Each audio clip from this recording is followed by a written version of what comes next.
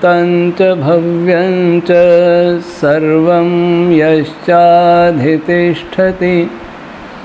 स्वर्यस्य च केवलं तस्मै ज्येष्ठाय ब्रह्मणे नमः।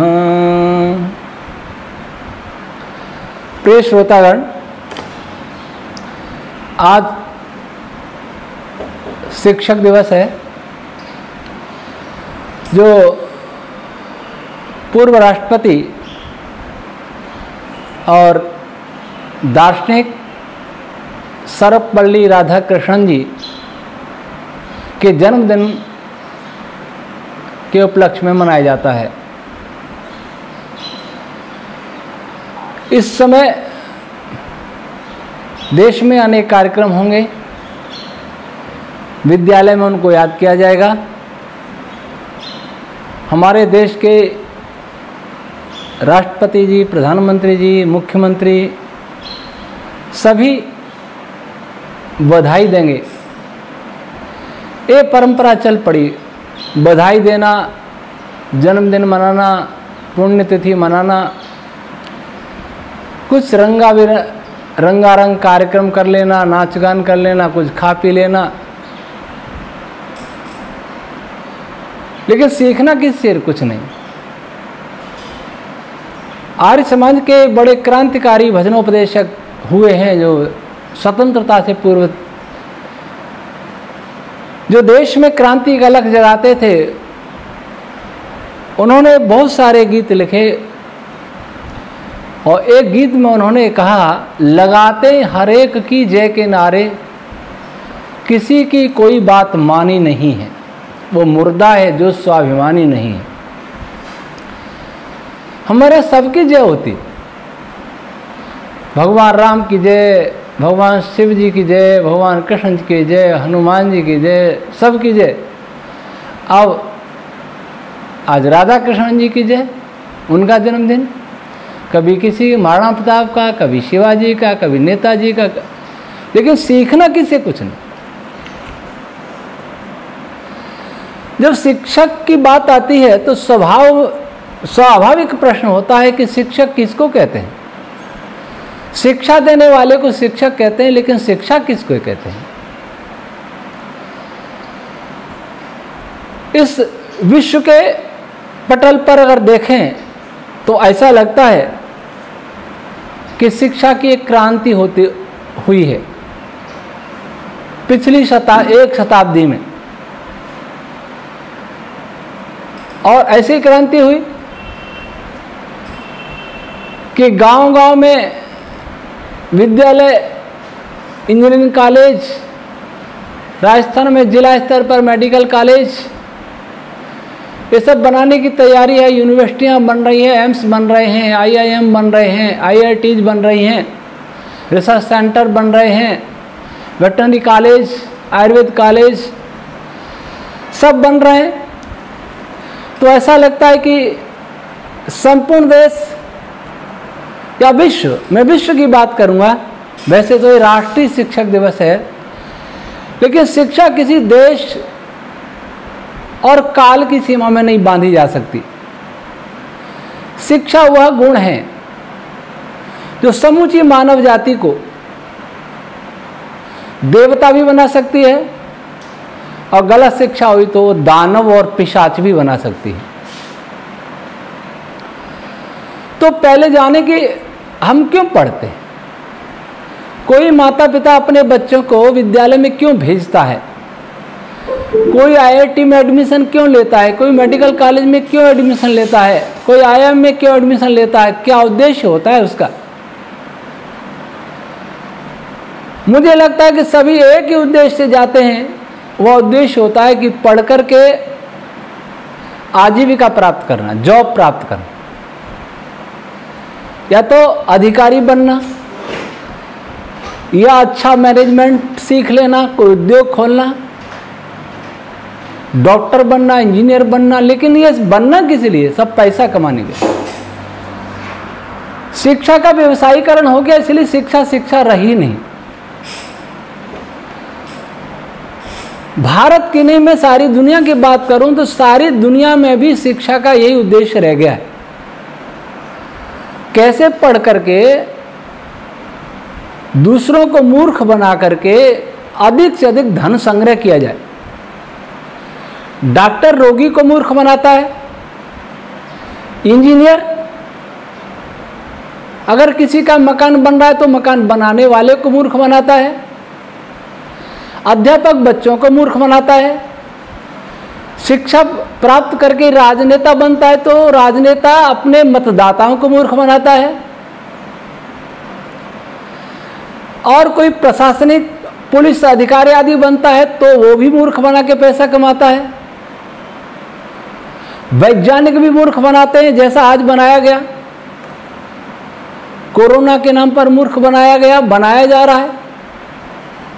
बहुत सारी थ्योरी ऐसी चल रही है जो वास्तव में थ्योरी नहीं है, लेकिन मूर्ख बना करके जिस देश में हो रहा है उस देश की गवर्नमेंट से पैसा लिया जा रहा है, जनता के टैक्स का पैसा मूर्ख बनाने में खर्च हो रहा है।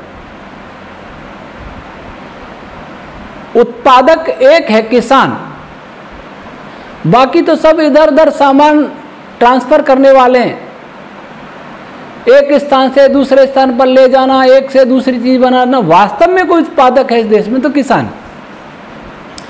तो उसको कृषि वैज्ञानिक मूर्ख बना रहे हैं, उसको सरकारें मूर्ख बना रही हैं, उसको व्यापारी मूर्ख बना रहे हैं। और मूर्ख कौन बना रहे हैं? जो अपने को बहुत बड़ा शिक्षित कहते हैं। जो जितना बड़ा शिक्षित है, जितना ज्यादा पढ़ा लिखा है, वो उतना ही अच्छी तरह मूर्ख बना रहा है। कई इंटरनेट कंपनियां मूर्ख बना रही हैं, कहीं वैक्सीन कंपनियां मूर्ख बना रही हैं, कहीं फार्मा कंपनी मूर्ख बना रही हैं, कहीं पेस्टिसाइड केमिकल इनकी कंपनियां मूर्ख बना रही हैं, कहीं मीडिया मूर्ख बना रहा है। मीडिया सबका सरताज, मीडिया मूर्ख बना रहा है। मतलब आज की शिक्षा का उद्देश्य रह गया अपने से भिन्न सभी को मूर्ख बना करके पैसा इकट्ठा करो।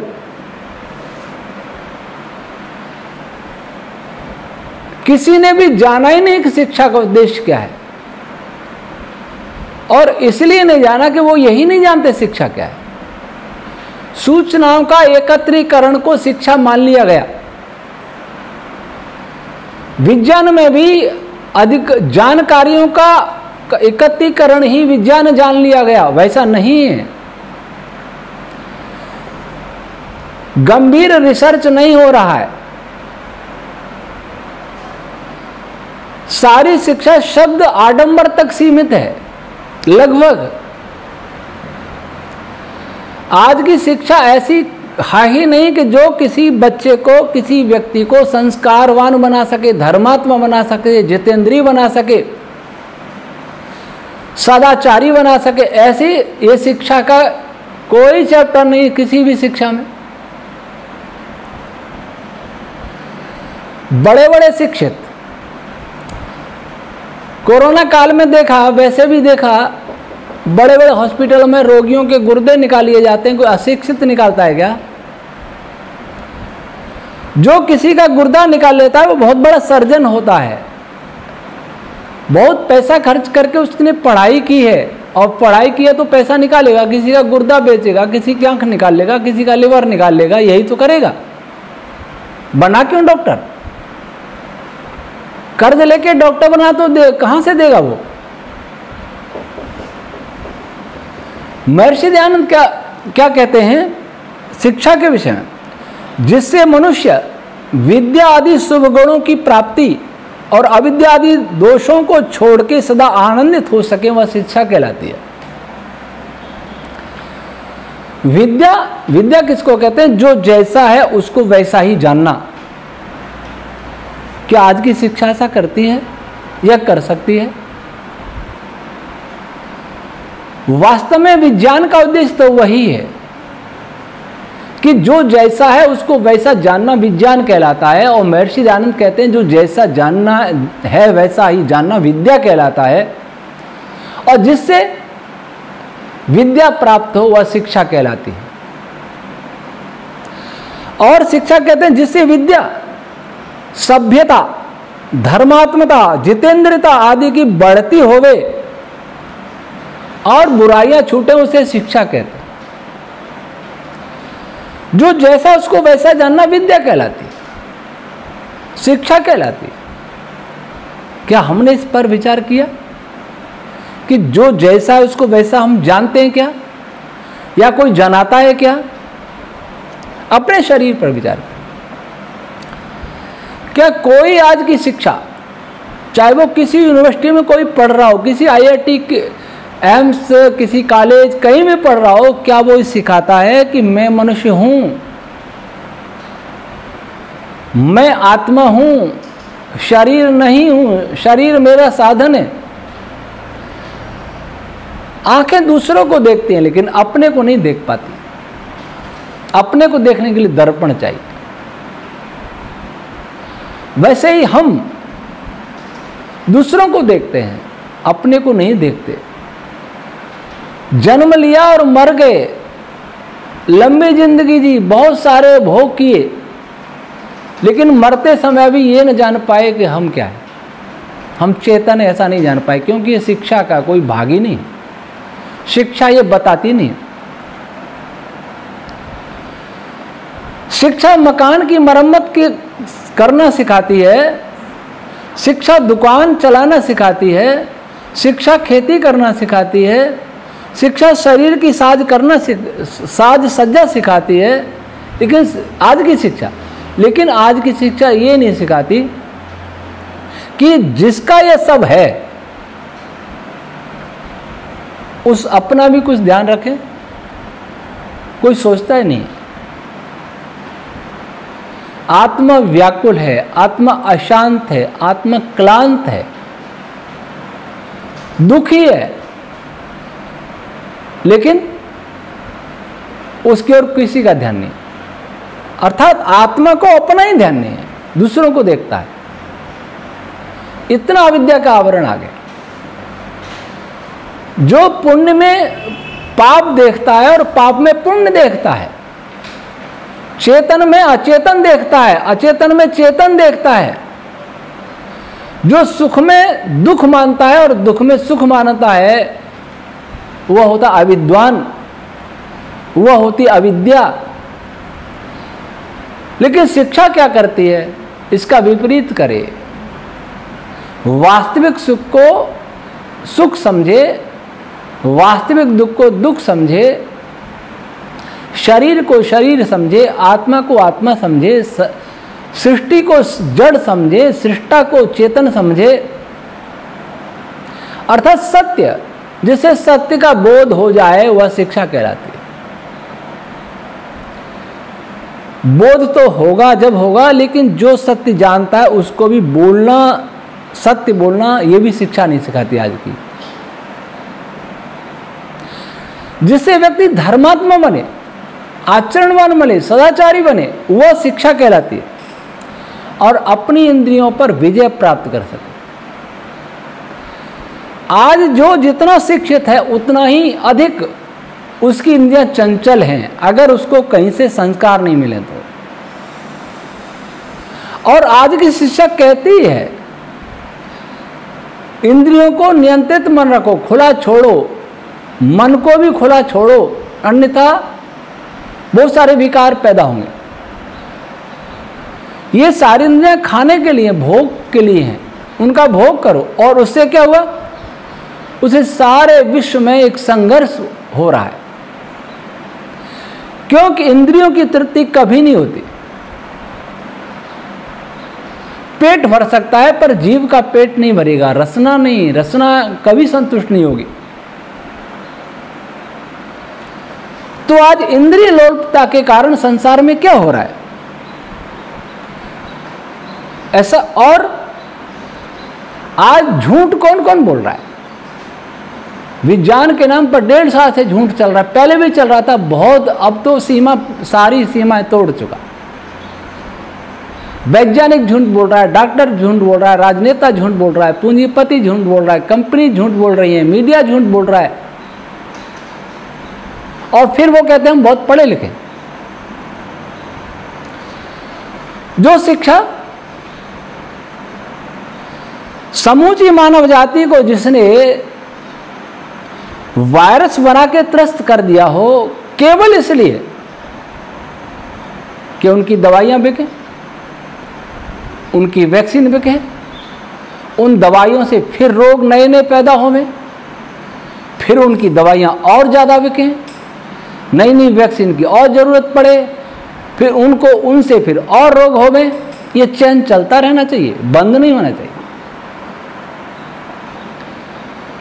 ऑनलाइन शुरू किया, आज स्कूलों में क्या है, अब स्कूल खुले हैं तो तीसरी लहर की चेतावनी आ रही है और बच्चों पे आ गई। ये वायरस इतना समझदार बना है, इतना समझदार तो मनुष्य भी नहीं है। पहले बूढ़ों पर अटैक करता है, फिर जवानों पर करता है, फिर बच्चों पर करता है, ताकि सबको वैक्सीनेटेड किया जा सके। छोड़ना किसी को नहीं है। दुनिया में कोई स्वस्थ नहीं रहना चाहिए, दुनिया में कोई ऐसा व्यक्ति नहीं रहना चाहिए जो दवाई नहीं खावे। नहीं तो दवाई की दुकानों का क्या होगा, नहीं तो डॉक्टर कहाँ जाएंगे, नहीं तो फार्मा कंपनियां कहाँ जाएंगी, नहीं तो वैक्सीन कंपनियां कहाँ जाएंगी, इनका क्या होगा।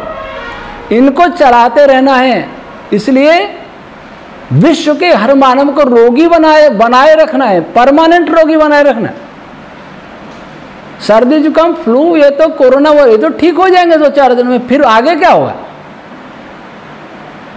यहां तो उनके पास बहुत हथियार है, ये शिक्षा कर रही है, ये शिक्षा दी जा रही है। वायरोलॉजी, ये वायरोलॉजी यही कर रही है, तो इसे शिक्षा कहेंगे।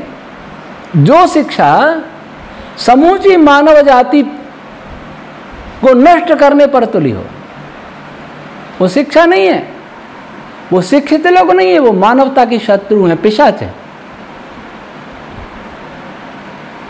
पहले सुना, रामायण महाभारत में राक्षस हुआ करते थे, कुछ लोग मनुष्यों को भी खा जाते थे तो वो भी मनुष्य जैसे, पर नरभक्षी वो स्वयं बन जाते थे।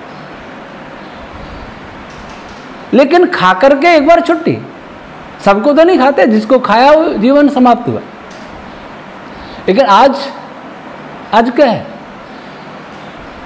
सबकी आयु बढ़ाना, लेकिन उनका अर्थ धीरे धीरे चूसते रहना, एक ऐसी बीमारी बना देना कि वो सारी जिंदगी डॉक्टरों के चक्कर लगाता रहे, कभी स्वस्थ न होवे, और वह पैसा दुनिया के चंद लोगों के पास, जो शिक्षित नहीं, जो कहने को शिक्षित है लेकिन हमारी दृष्टि में वो जंगली है, हमारी दृष्टि में वो मानवता की शत्रु हैं, वहां तक पहुंचना चाहिए। मुझे पता नहीं कि वो क्यों ऐसा कर रहे हैं, वो उस पैसे का करेंगे क्या।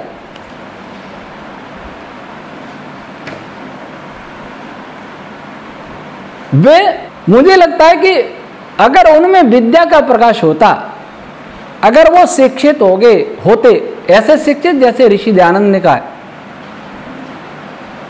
तो वे कभी ऐसे पाप नहीं करते, तो वे सदा सबका कल्याण सोचते। उन लोगों ने सारे सरकारों को मूर्ख बनाया है, सारे सबको मूर्ख बनाया है अथवा खरीदा है। ये शिक्षा नहीं है। जैसे एक जंगल में हिंसक पशु सब पर राज करता है, डराता धमकाता खा जाता है, वो जंगल राज, विश्व ऑर्डर के रूप में जंगल राज आने वाला है और आ गया। स्कूल कहाँ है, बच्चे ऑनलाइन पढ़ रहे हैं, 1.5 साल हो गई ऑनलाइन डिजिटलाइजेशन की रट लगाते हुए सरकारें थकती नहीं। और आज का समय भी कैसा है, माता पिता भी प्रसन्न है और बच्चे भी प्रसन्न हैं। प्रसन्न यूं है कि छोटे बच्चे के हाथ में जब वो मोबाइल देखते हैं तो वो सोचते हमारा बेटा एडवांस हो गया है, बहुत होशियार हो गया है। अभी 7-8 साल का है, मोबाइल फटाफट चलाता है, बूढ़ों को नहीं आता, मेरे पे भी नहीं आता, और वो चला लेता है, कितना होशियार है। ऐसे माता पिता अपने बच्चों को धीमा विष पिला रहे हैं। कोई कहीं व्यवस्था है, कुछ समझदार हैं वो विवश हैं। एक गरीब जो सरकार के 5 किलो चावल और गेहूं पर निर्भर है, रोजगार समाप्त हो चुका है, खेती नहीं है, खेती है तो नष्ट हो रही है, कहीं सूखा पड़ रहा है, कहीं अतिवृष्टि हो रही है, या कोई भी और भी कुछ आपदा आ सकती है, तो वो क्या करता है, स्कूल भेजता बच्चों को। सरकारी स्कूल में निःशुल्क शिक्षा मिलती थी। अब अध्यापक कह रहे हैं कि मोबाइल लाके दीजिए बच्चे को। 8-10 हजार का मोबाइल कहां से लाए? जो परिवार सरकार के राशन पर अपने पेट की आग शांत कर रहा है, वो 8-10 हजार का मोबाइल कहां से लाएगा? सब बच्चों के लिए लाना है। ऑनलाइन पढ़ाई हो रही है, तो गरीब बच्चे इस शिक्षा की व्यवस्था से दूर हो गए। इससे क्या लाभ हुआ? इससे लाभ हुआ ये कि जो बिल्कुल अशिक्षित रह गए, वो उन लोगों की दृष्टि में जो अपने को बहुत शिक्षित समझते हैं, वो पशु हो गए। उनका जैसा चाहे उपयोग कर सकेंगे, वो जैसे चाहे उनको गुलाम बना सकेंगे। और जो पढ़ रहे हैं वो भी गुलाम है, क्योंकि वो इसलिए गुलाम है क्योंकि पढ़ वही रहे हैं जो उन्हें पढ़ाया जा रहा है। जो कोई संकेत कर रहा है कि ये पढ़ना है, ये नहीं पढ़ना है, ऐसा पढ़ना है जिससे आपको अपने देश की संस्कृति, देश के इतिहास, देश के ज्ञान विज्ञान पर बिल्कुल भी विश्वास न रहे, उल्टा घृणा हो जाए, अविश्वास हो जाए। आज की शिक्षा ने विश्वासों को हिला दिया है। आज की शिक्षा ने अपने गौरव को मटिया मेट कर आत्मसम्मान को समाप्त कर दिया है। और आज की शिक्षा ने सदाचार से दूर कर दिया है, इंसानियत से दूर कर दिया है। तो जो पढ़ेंगे वो ऐसे हो जाएंगे और अनपढ़ होंगे वो बिल्कुल पशु हो जाएंगे। सब तरह से उनको लाभ है। और पढ़ने वालों के क्या हाल? मेरे पास 22 अप्रैल 2021 राजस्थान पत्रिका की खबर है। ऑनलाइन पढ़ने से बच्चों की स्मरण शक्ति प्रभावित हो रही है, उनका लिखने का अभ्यास छूट रहा है, उनको चश्मा लग रहा है, आंखों की बीमारी बढ़ रही है, 4 गुने चश्मे बिक रहे हैं बच्चों के लिए। और बच्चे पढ़ते कम है या पढ़ने के बाद फिर मोबाइल तो है ही, वीडियो गेम देखने से उनकी आदतें बदल रही हैं, अपराधी बनेंगे, मानसिक तनाव से ग्रस्त होंगे। ये बचपन, इस बचपन को कौन छीन रहा है हमसे? हमारे बच्चों के बचपन का शत्रु कौन पैदा हुआ इस विश्व में, जो बचपन को छीन रहा है, जो यौवन को छीन रहा है, जो स्वास्थ्य को छीन रहा है, जो आंखों को छीन रहा है। ऐसे चंद लोग हैं, उनको क्या लाभ होगा? उनको लाभ होगा, चश्मा बिकेगा, चश्मे वालों की आय बढ़ेगी, चश्मे बनाने वाली कंपनियों की आय बढ़ेगी, डॉक्टरों की आय बढ़ेगी, मानसिक डॉक्टरों की आय बढ़ेगी, और वो आय फार्मा कंपनियों की आय बढ़ाएगी। और फार्मा कंपनियों से वो पैसा किसी न किसी माध्यम से उन लोगों के पास जाएगा जो सब कर रहे हैं।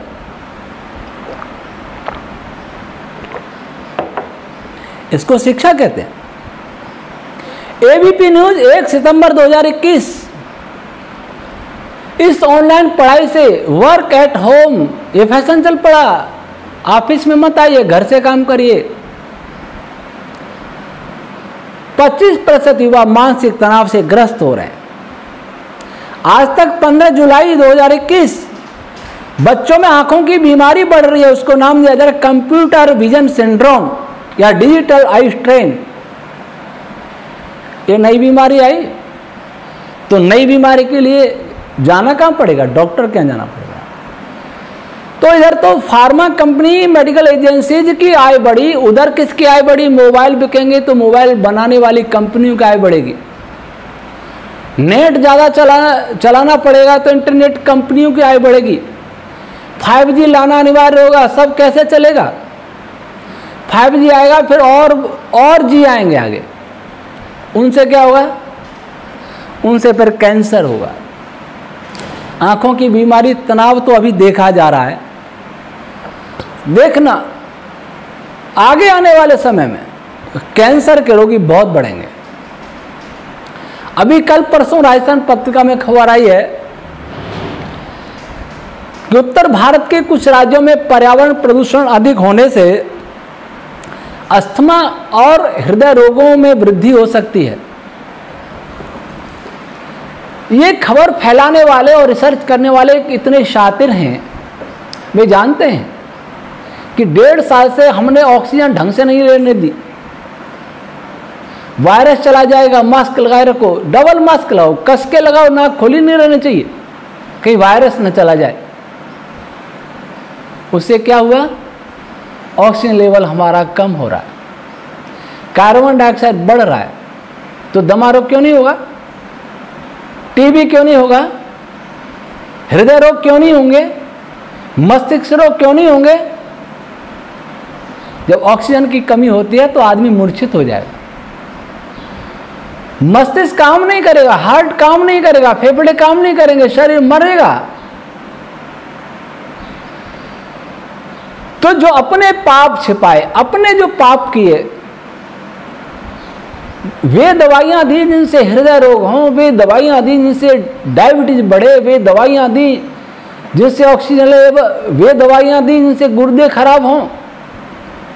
मास्क लगवाए, ऑक्सीजन लेवल कम हो, फेफड़ों के रोग पैदा हो, टीबी दमा के रोगी पैदा हो, फेफड़े और शरीर की शक्ति क्षीण हो जाए, इम्यूनिटी कम हो जाए। फिर इम्यूनिटी बढ़ाने के लिए वैक्सीन का प्रचार किया जाए, फिर उससे रोग हो। सब और लाभ किसको है? चंद पूंजीपतियों को, जो आकर्षण का केंद्र, सारी संपत्ति का आकर्षण का केंद्र, सारी संपत्ति पर ऐसे बैठे हैं जैसे सांप कुंडली मार के बैठ जाता है। क्या वो शिक्षित है? महर्षि दयानंद जी कहते हैं शिक्षा वह है जो सबका उपकार करे, अपना भी उपकार करे। लिखते हैं महर्षि दयानंद, जिससे पदार्थ का स्वरूप यथावत जानकर उसे उपकार लेके अपने और दूसरों के लिए सब सुखों को सिद्ध कर सकें, वह विद्या शिक्षा कहलाती है। अपना भी उपकार करे, दूसरों का उपकार करे, वह कहलाती है शिक्षा। लेकिन जो धन के लिए ऐसा कर रहे हैं वे शिक्षित नहीं है, अशिक्षित हैं, जंगली हैं। न तो वे सोच रहे होंगे कि वे अपना उपकार तो कर रहे हैं।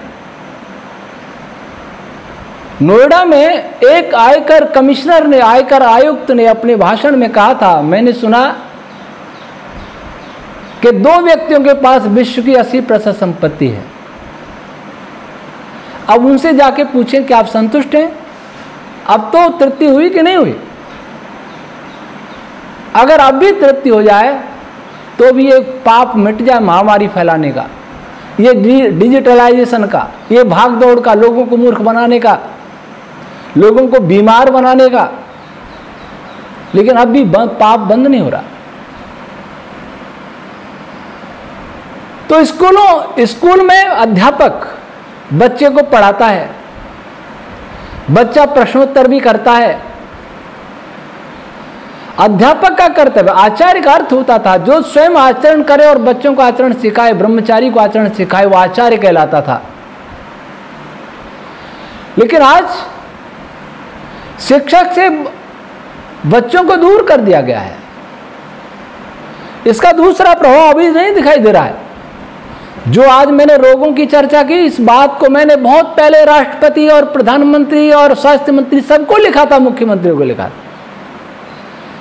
कि रोको इस अपराध को, ऑनलाइन शिक्षा के अपराध को रोकिए, ऑनलाइन काम को रोकिए, नहीं आंखें खराब हो जाएंगी, लोग कैंसर के शिकार होंगे।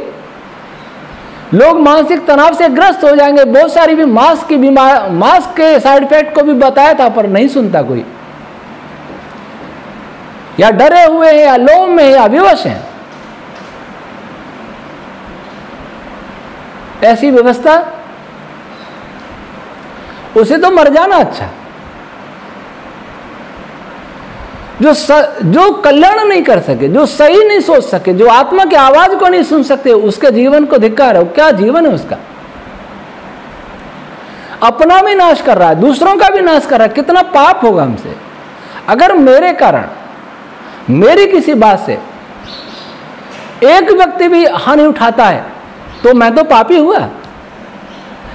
लेकिन जिसकी आवाज से, मीडिया की आवाज से, वैज्ञानिकों की आवाज से, डॉक्टरों की आवाज से, कथित एक्सपर्ट की आवाज से अगर संसार मूर्ख बन रहा है तो वे लोग कितने अपराधी हैं, कितने पापी हैं। जो जितना अपने को बुद्धिमान समझता है वो उतना ही अधिक उत्तरदायी भी होता है, लेकिन वे स्वयं को उत्तरदायी नहीं समझते। वो सोचते हैं कि उनका जन्म दुनिया पर शासन करने के लिए हुआ है, सबको अपना दास बनाने के लिए हुआ है। जरा सोचिए, ऑनलाइन की आदत पड़ जाएगी, बच्चों का पठन पाठन छूट जाएगा, लेखन छूट जाएगा, बच्चे का अपने शिक्षा संपर्क टूट जाएगा, तो ये सारे कॉलेज स्कूल सब बंद हो जाएंगे धीरे धीरे।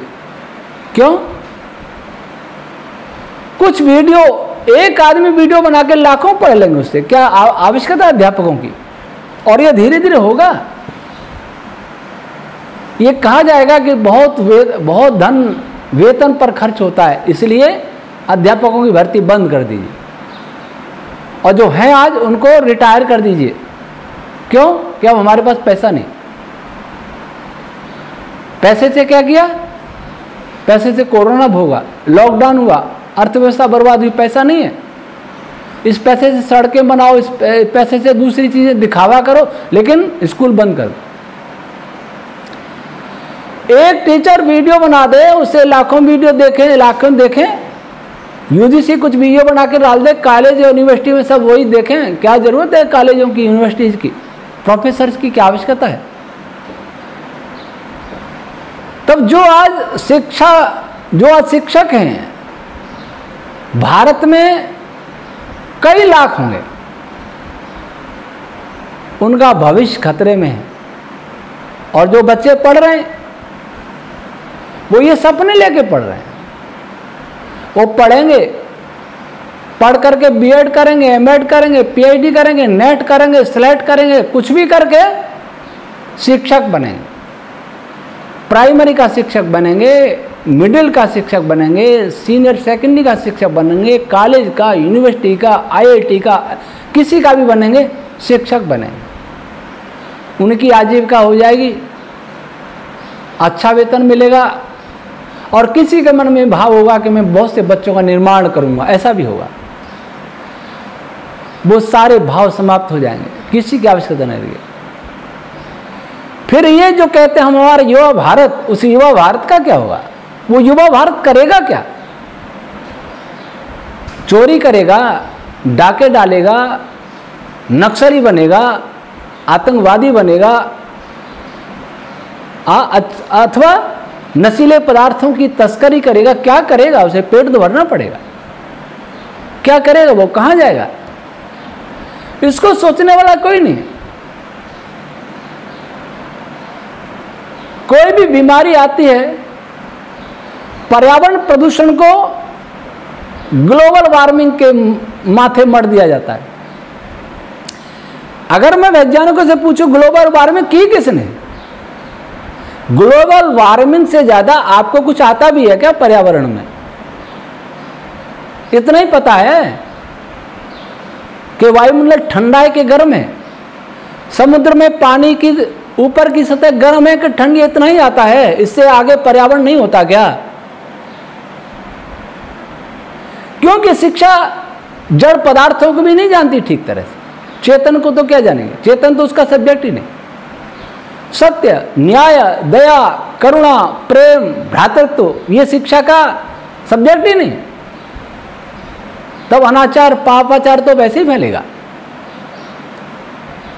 इसलिए जो आज कंप्यूटर सीख करके अपने को बहुत बड़ा शिक्षित मान रहे हैं, प्रगतिशील मान रहे हैं, जो मोबाइल सीख करके बहुत सारा सीख करके जो मान रहे हैं,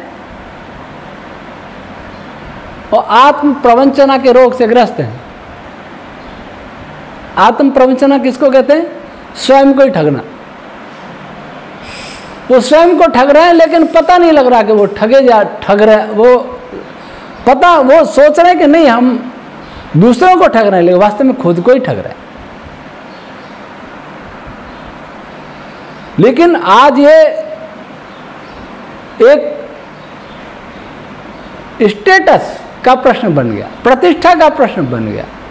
ये होना चाहिए देश की प्रतिष्ठा, और इसमें सरकारी मशीनरी को इसके प्रचार में ऐसा तैनात कर दिया है कि जो जितना झूठ प्रचार करता है उसको उतना ही सम्मानित किया जाता है। किसी को एसडीएम सम्मानित कर रहा है, एसडीएम को कलेक्टर सम्मानित कर रहा है, कलेक्टर को मिनिस्टर सम्मानित कर रहा है, मिनिस्टर को पीएम सम्मानित कर रहा है। सब सम्मान के होड़ में खूब पापाचार मच रहा है। काश आज राधा कृष्णन जी होते तो इस शिक्षा पर रोते। काश आज महर्षि दयानंद होते तो इस कुशिक्षा पर आंसू बहाते, परंतु आज वे नहीं है। आज कोई ऋषियों की शिक्षा पद्धति को पुनः लाने के लिए सर्वस्व न्यौछावर करने वाला कोई महात्मा मुंशी राम, जो बाद में स्वामी श्रद्धानंद बने, वह भी नहीं है। आज कोई चाणक्य जैसा शिक्षक नहीं है। ऋषियों की तो बात ही क्या करें। संपूर्ण विश्व एक जेल खाना है। दुनिया के 8 अरब लोग जेल खाने में रह रहे हैं, और जेल खाने में क्या होता है? मैंने सुना कुछ सीनियर कैदी जूनियर कैदियों को बहुत परेशान करते हैं, उनको लूटते हैं। तो जो हमें मूर्ख बना रहा है, जो हम पर डंडे से शासन कर रहे हैं, बौद्धिक डंडे से शासन कर रहे हैं, वे भी कैदी हैं वास्तव में।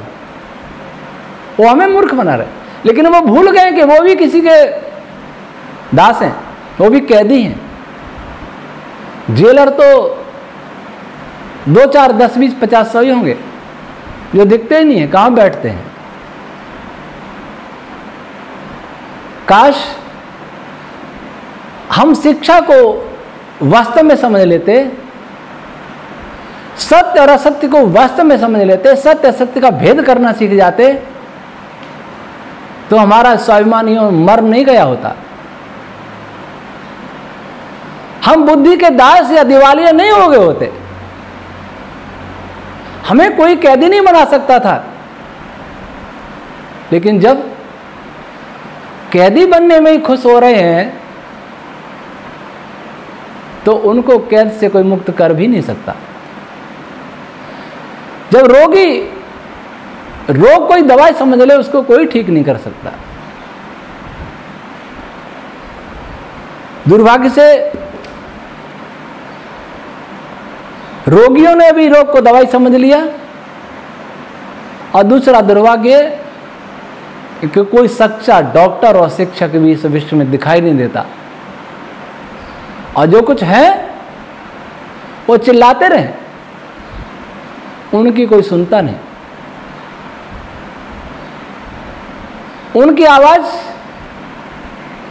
किसी को जचती नहीं, कोई सुनता नहीं, लेकिन फिर भी वो कर्तव्य निभा रहे हैं। इसलिए धन्यवाद के वे पात्र अवश्य हैं। चाहे मेरी बात कोई सुने अथवा नहीं सुने,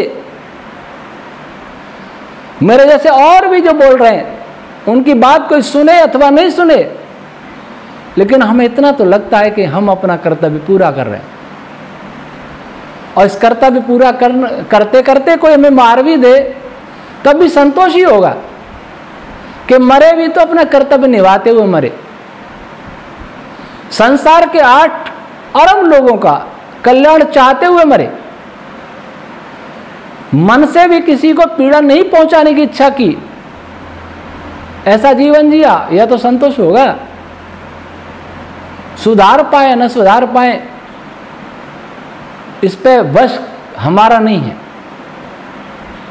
जिसको सुधारना चाहते, जिनको सुधारना चाहते, उनकी आत्मा, उनकी इच्छा मर गई हो,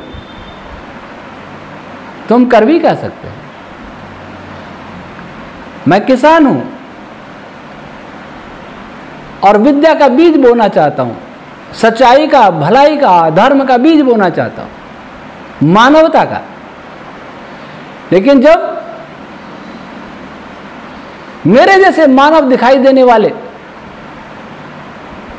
उनके हृदय बंजर हो चुके हों, तो मानवता का, शिक्षा का, सभ्यता का, विद्या का, सत्य का अंकुर फूटेगा कैसे?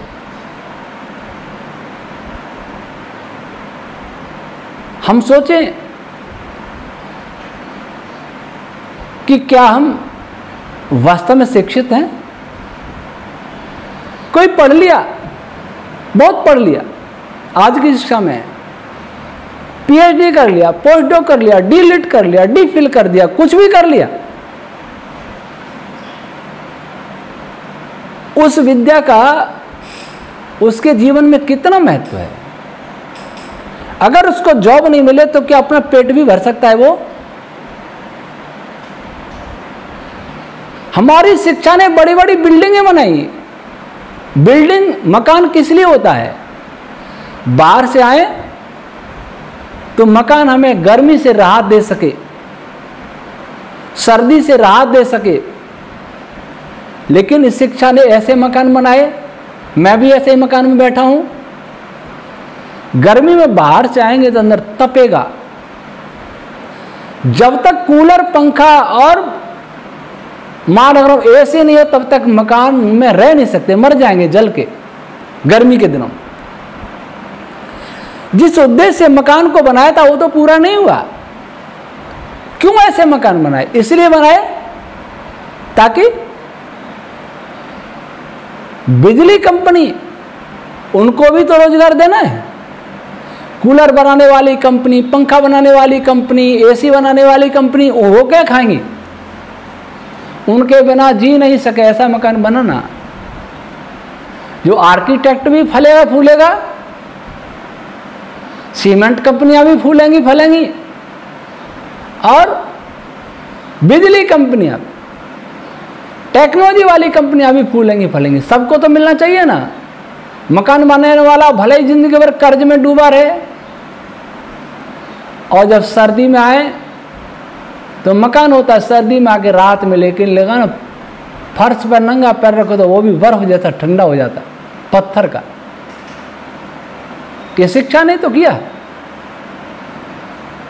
तो फिर हीटर भी तो चाहिए, नहीं तो हीटर बनाने वाली कंपनियां क्या होगी, वो क्या करेंगे?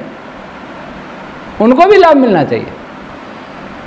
लूटने में सबकी भागीदारी होने, सबकी मतलब पूंजीपति, सारे पूंजीपतियों की भागीदारी होनी चाहिए। फिर पूंजीपति लूट लूट के महापूंजीपति, महालुटेरे को पैसा भेजेंगे। और देखेंगे आप शहरों में फर्श, गांव में भी इतना चिकना होगा कि कितने ही बूढ़े लोग गिर जाते हैं फिसल के, और किसी का कूल्हा टूटता है, किसी का घुटना टूटता है, कोई सिर फूटता है, कोमा में जाते। मेजर जसवंत सिंह जी जो विदेश मंत्री रहे, वित्त मंत्री रहे, स्नान घर में फिसले, अभी तक कोमा में शायद, कितने वर्ष हो गए। तो मकान बनाने वाले कौन? ये आर्किटेक्ट। उनको भी लाभ हुआ, ऐसा मकान बना, अच्छा लगा, बहुत सुंदर, चेहरा दिखना चाहिए। घुटना टूटेगा तो क्या है, दूसरा घुटना डलवा लेंगे, डॉक्टर को खर्ची तो 2-4 लाख 10-20 लाख खर्च कर देंगे, और गरीब होगा तो मर जाएगा, क्या फर्क पड़ता है? गरीब तो वैसे ही पशु है। पशु के मरने में, गरीब के मरने में अंतर ही क्या समझता है पूंजीपति? तो कहीं सब मिली भगत तो नहीं है। हम सीखते कहां से ये सब? कैसा मकान बनाना है, कैसी रोड बनानी है, कैसे कपड़े पहनने हैं, कैसा खाना खाना है, कैसा बाथरूम बनाना है, ये सीखा कहाँ से? कौन सिखा रहा है? सारी दुनिया में सब एक रूपता आ कैसे रही है? कौन ला रहा है इस एक रूपता को? इसके पीछे है कौन? कौन शरारती मस्तिष्क है जो सबको एक जैसी जिंदगी सिखा रहा है? और ऐसी जिंदगी जो खर्चीली हो, जो बीमार करने वाली हो, जो कमजोर बनाने वाली हो। और वो खर्च जाएगा कहाँ? उनके पास जो ये सिखा रहे। ये शिक्षा है। बादाम खरीद के लाया मैं, किसी ने बताया इसमें तेल निकाल लेते हैं और बादाम वैसा का वैसा रहता है। ये टेक्नोलॉजी बनाने का विचार किसके मन में आया कि बादाम से तेल भी निकाल लो और बादाम दिखे भी नहीं, अर्थात धोखाधड़ी के लिए। ये शिक्षा धोखाधड़ी सिखाती है। इस टेक्नोलॉजी बनाने के पीछे क्या उद्देश्य रहा होगा सिवा धोखाधड़ी के? जो चोरियां कर रहे हैं, किसी की साइट हैक करके पैसा निकाल रहे हैं, वो कौन है? वो बड़े शिक्षित लोग हैं। यही तो शिक्षा सिखा रही है। आज ना कोई शिक्षा दिखाई देती है, ना कोई शिक्षक दिखाई देता है, सब लुटेरे दिखाई दे रहे हैं। और जो अच्छे हैं भी शिक्षक, वे दुखी हैं, परेशान हैं। वो चाहते हैं विद्यालय खुले, बच्चे आवे, उनको संस्कार दें, लेकिन कब तक खुलेंगे नहीं कह सकता। एक भी बच्चे को जुकाम खांसी हुआ, स्कूल बंद, तो वैक्सीन लगवाओ सब। फिर ये सारा दोष किस पर मरेंगे? स्कूल खुलने पर। बच्चे इकट्ठे हुए इसलिए ये बीमारी बच्चों में आई, इनके वैक्सीन लगाओ। ये टूटना चाहिए। ये जाल का एक भी तंतु टूटना नहीं चाहिए, सबको ढकना चाहिए, सब इतना फैलना चाहिए मजबूती से कोई निकल ना पावे। दुर्भाग्य से हम सब लोग उस जाल में फंसे हैं। कुछ लोग छटपटा रहे हैं, कुछ लोग खुशी मना रहे हैं फंस करके भी। वे नहीं पता कि जाल में पक्षी फंसता है तो उनको शिकारी ले जाता है और मार के खा जाता है। और जाल में फंसा हुआ पक्षी, पिंजरे में फंसा हुआ कैद गया हुआ शेर, यह सोच ले कि वो अच्छा है, बहुत सुखी है, तो उसकी मूर्खता है। वैसा ही हम मूर्खता बड़ा जीवन जी रहे हैं और अपने को बहुत शिक्षित कह रहे हैं, बहुत समझ रहे हैं, हमारे पास बहुत डिग्रियां। किस काम की हैं डिग्रियां? जो डिग्री तुम्हें रोटी नहीं दे सकती, जो डिग्री तुम्हें कपड़ा नहीं दे सकती। अगर जॉब नहीं लगे तो कहां से खरीदेंगे कपड़ा? क्या बना सकते हैं?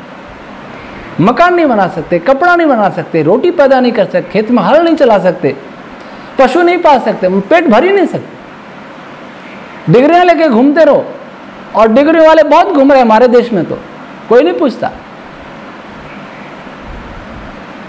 8-8, 10-10 हजार पर अच्छे पढ़े लिखों को नौकरी दी जा रही है, शोषण किया जा रहा है उनका। कोई पूछता है क्या? हम सोचते बहुत रोजगार दे दिए। जिनको रोजगार दिए उनकी हालत भी देखिए ना, कैसे विदेशी कंपनियां, कैसे स्वदेशी कंपनियां, कैसे पूंजीपति उनको लूट शोषण करते हैं उनका, युवकों का। ये किसी को ध्यान है क्या? कोई ध्यान देने वाला नहीं। क्यों? कि देश में शिक्षा नहीं। इसलिए आज शिक्षक दिवस पर मैं सभी देशवासियों से, देश के कर्णधारों से, शिक्षाविदों से अपील करता हूं, वे सोचें कि हमारी शिक्षा ने क्या दिया, क्या खो गया हमारी शिक्षा में से, कहां हम भटक गए हैं, हमने किसको शिक्षा समझ लिया है। अगर हम सही रास्ते पर होते तो लक्ष्य पर अवश्य पहुंचते। अगर रेलगाड़ी सही पटरी पर है तो अवश्य गंतव्य पर पहुंचेगी। भटक गई तो पता नहीं कहां पहुंचेगी। हम भटक गए हैं, हम मूर्ख बन गए हैं। और जैसे मूर्ख हंसता है वैसी हंसी हम हंस रहे हैं। पढ़े लिखे लोग वैसा अहंकार कर रहे हैं जैसे मूर्ख अहंकार करता है। पागल व्यक्ति किसी को कुछ नहीं समझता, वैसा आज का पढ़ा व्यक्ति पागल से भी गया बीता है, क्योंकि वह भी ऐसा ही है, वो किसी को कुछ नहीं समझता। स्वयं को दास बना हुआ जानता है लेकिन उसे मानता नहीं। गंभीरता सोचे वो जानता है कि मैं भी किसी की दास, किसी की नकल कर रहा।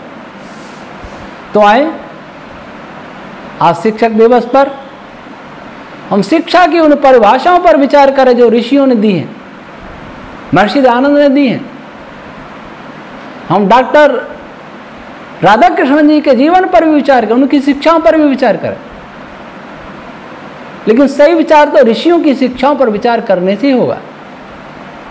और फिर देखें शिक्षा नीति कितनी बदली है, लेकिन जो पटरी गलत पकड़ी है उसको नहीं छोड़ेंगे तब तक कुछ होने वाला नहीं। थोड़ा बहुत हेर फेर होगा, अन्यथा ढाक के 3 पाती रहेंगे। एक बार पटरी बदली तो थोड़ा बहुत ड्राइवर क्या करेगा, वो तो उसी पटरी पर चलेगा। बदलते रहिए ड्राइवर, कोई तेज चला लेगा, कोई जल्दी धीरे चला लेगा, यही करेगा और कुछ नहीं करेगा, हट नहीं सकता। इसलिए आत्मनिरीक्षण की आवश्यकता है, गंभीरता से आत्मनिरीक्षण की आवश्यकता है। क्या हम भटक गए? क्या हमारी शिक्षा भटक गई है? और जैसी भटकी हुई थी वो भी बंद हो गई है। सारे शिक्षण संस्थान बर्बाद हो गए हैं, बच्चे दूर चले गए शिक्षा से, गरीबों के बच्चे बिल्कुल खत्म हो गए। उनका क्या करना है? वे भी इस देश के नागरिक हैं, वे भी संसार के नागरिक हैं, उन्हें भी जीने का उतना ही अधिकार है जितना धनपतियों के बच्चों को है। उन्हें भी सोचने का, अपने सपने पूरे का उतना ही अधिकार है जितना अमीरों के बच्चों का अधिकार है। उनके अधिकारों की कौन रक्षा करेगा? जो शिक्षा, जो विज्ञान, कथित विज्ञान उनके अधिकारों की रक्षा नहीं कर सकता, उसे विज्ञान या शिक्षा कहलाने का कोई अधिकार नहीं है। शासन का कर्तव्य है कि वो शिक्षा की सही परिभाषा समझ करके और उसे स्थापित करने का प्रयास करे। हम सब आत्मनिरीक्षण करें, ईश्वर हमें शक्ति दे, हम एक हों और देश को एक करें, उन्नत करें, शिक्षा की दृष्टि से जगत गुरु बनाने का पूर्ण प्रयास करें। ओम शम।